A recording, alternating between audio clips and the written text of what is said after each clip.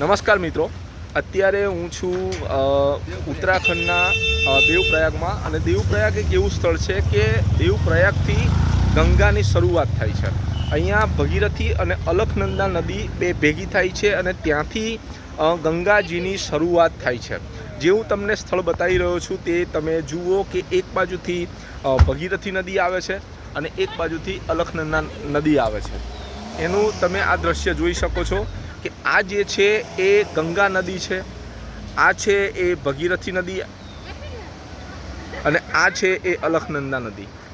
અહીંયા આગળ સંગમ થાય છે અને આ સંગમ સ્થળ છે। આપ જોઈ શકો છો કે અહીંયા લોકો સ્નાન કરી રહ્યા છે। આ પવિત્ર સ્થળ છે અને ગંગા નદીનું નામકરણ અહીંયાથી થયું છે। આ ગંગા નદી હાલ આ ચાલી છે।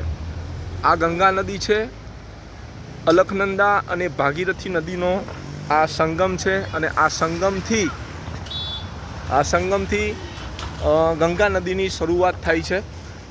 એક નદી આવે છે કેદારનાથથી, બીજી આવે છે બદ્રીનાથથી અને અહીંયા બંને નદીનો સંગમ થાય છે। અને આ તમે લોકેશન જોઈ શકો છો કે બે પહાડોની વચ્ચે ઘણું એવું છે। આ જે સામે આપ જોઈ રહ્યા છો એ ભારતની સૌથી મોટી સેન્ટ્રલ સંસ્કૃત યુનિવર્સિટી છે। આ યુનિવર્સિટી બહુ જ મોટી છે અને અહીંયા આગળ